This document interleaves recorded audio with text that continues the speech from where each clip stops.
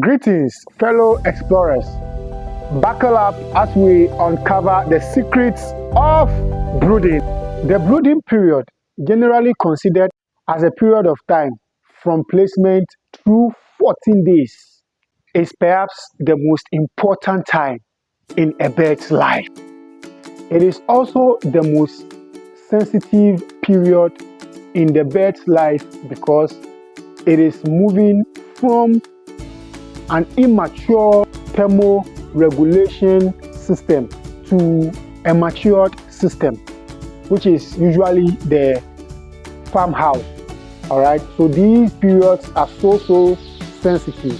As a farmer, once you understand the physiological changes that occurs during the first 2 weeks, it makes it easier for you to appreciate the importance of these developmental changes. Include the development of the immune system.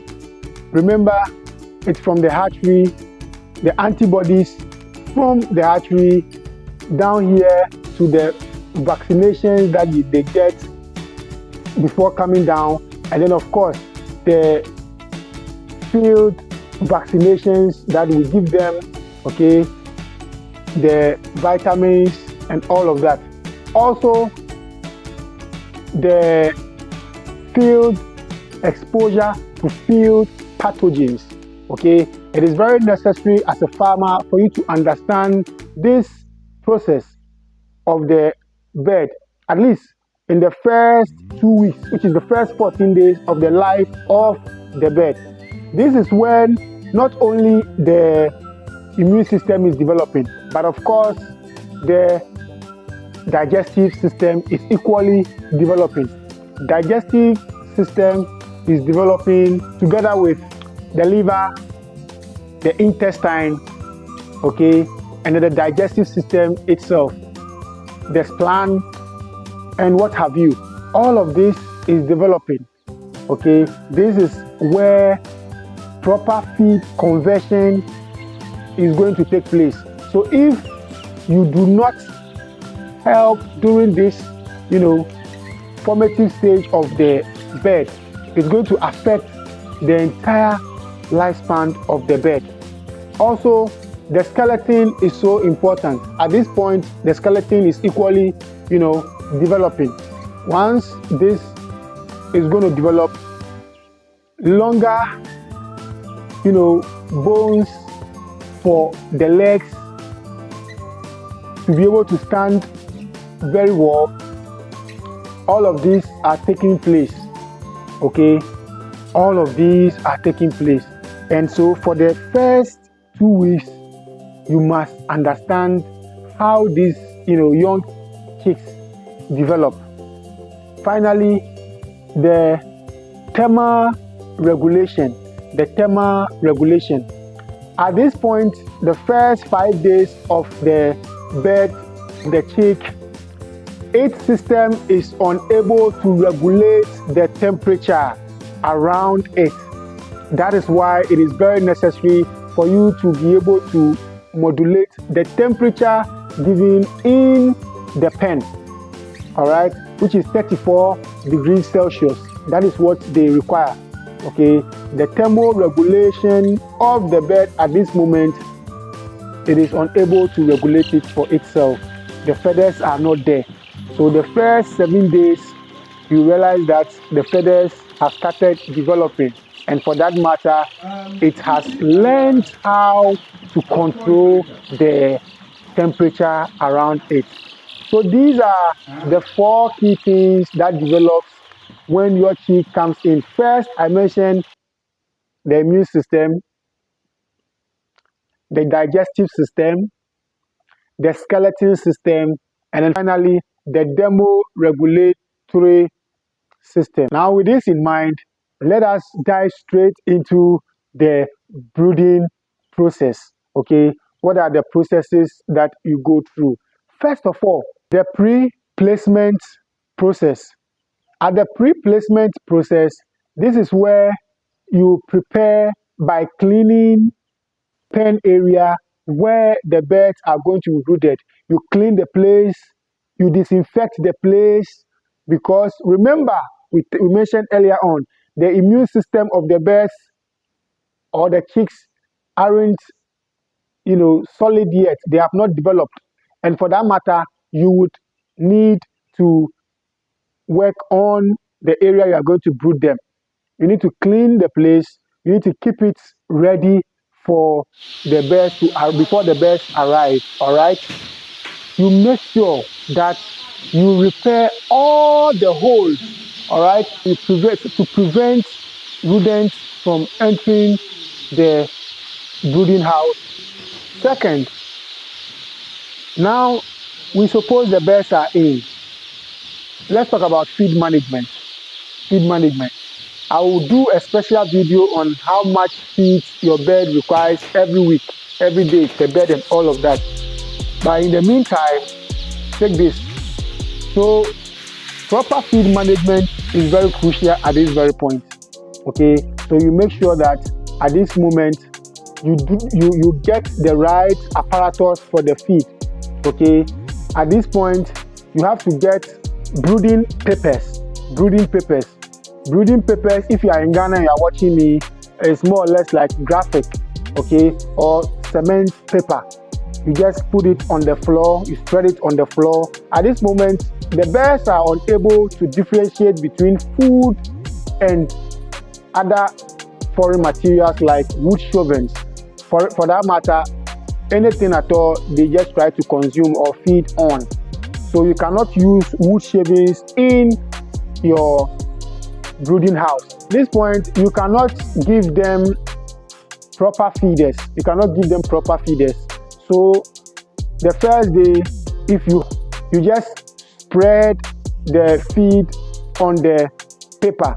Okay, once you spread the feed on the paper, they move around and then they start eating them up. They move around, they start eating, they move, they eat, they move, they eat. Okay, eventually from day 2 upwards, you just get a tray.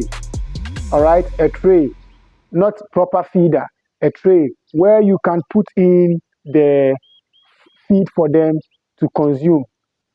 The next is water management.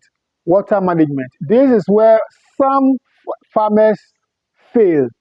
So take this from me. With your water management, you first have to consider the drinkers, the size of the drinkers. Do not go for a bigger drinker. Why? Because always the cap of these feeders, when they are too big, okay, you actually be rather creating swimming pools for these birds that are already feeling cold. Okay, so the drinkers has to be the smaller type. Maybe 10-liter drinker is okay. 5-liter drinker, 15-liter drinker is okay. Don't go for 25 liters, 20 liters, 30 liters drinkers. No. Okay. They'll end up entering into the space where they have to just stand and then be drinking the water, and then they'll be swimming. And they will catch cold. Okay. They will begin to feel cold. And once they feel cold, what will happen? They will end up dying. And you don't want that. All right. You don't want that. So at this point, the first 14 days, make sure your drinkers are not the bigger ones. Okay. Just get 10-liter, 15-liter. If you even get lesser, it's okay. All right. That is very necessary. And you make sure that you give them fresh water, intermittently. Okay. You make sure you give them fresh water. Because we say 24 hours, then you go giving them water in the morning, then you come back the following morning to change it. No. Don't fill it up to the brim. Just give them half. When they finish it, you go for it and then you wash it. Why? Because we have already discussed that the immune system is still developing. And for that matter, you have to think for these birds. You have to think for these birds. You don't want any infection. It's too early for that. You don't want that. So you make sure that you change the water periodically for them. Okay. All right. Let's go to light management. So with light management, this is very, very important as well. You make sure that from day 1 to day 14, the lighting system in the house should be 24/7. There should be light throughout all the time, okay, so that they can be able to see and live comfortably. The light shouldn't be too much or too low, okay? Because we mentioned light, some people go and then put all the light they can find. No, if the light is too much, it will reflect in each other's eyes and then they'll start pecking the eyes and then you start seeing blood. That is cannibalism. You don't want that on your farm. So please, the light shouldn't be too much, but you should be able to have visibility around for the sure. Now let's talk about temperature management. Now, temperature management, like I've said, the mother hen always keep the birds warm, and you are taking the place of the mother hen. For that matter, you must provide proper temperature for these birds. Proper temperature for these birds. So with that, 34 degrees Celsius is okay. You make sure that the pen house is always warm, okay? Your brooding house is warm enough for them, up to 34 degrees Celsius. If you are a new farmer and you don't really know how to regulate this too much, you can buy a thermometer and then use it, okay? It will help you know what the temperature is at what time. If not, too much heat will not help them develop as well. Too much heat will not help them develop. Now let us discuss air quality and then of course ventilation. Because we said brooding requires more heat and what have you, some people end up, you know, covering the entire brooding house without leaving even the smallest space for fresh air. No, no, no. Now, if you recall, even our local birds, the one that we have in our various homes, when the mother hen hatches and then uses his wings or feathers around them, sometimes you can find rays of, you know, sun, little spaces that you can see the birds, the chicks through the feathers of the mother hen. It is very necessary for such amount of, you know, uh, Brooding ventilation. house, So as you can see, you also have to make sure that raises from a time to time huge you space for leave air. little Yes, spaces for for air. So when ventilation. we go in, Okay, it is very necessary. The birds need that to develop and develop well. It is very necessary. Finally, number seven, grading the young flocks. Grading the young flocks. Now, grading is so important. Grading is so important. As a farmer, you must pay attention to grading. Now, this is how grading works. Sometimes you normally hear people saying that, oh, I bought 1,000 birds and then at the point of laying, uh, if I even have 800 laying, 850 laying, 900 laying, I'll be okay. All right. Now, this is where you can control the number of birds that lays even from the start, which is within the first 14 days. All the birds are not the same.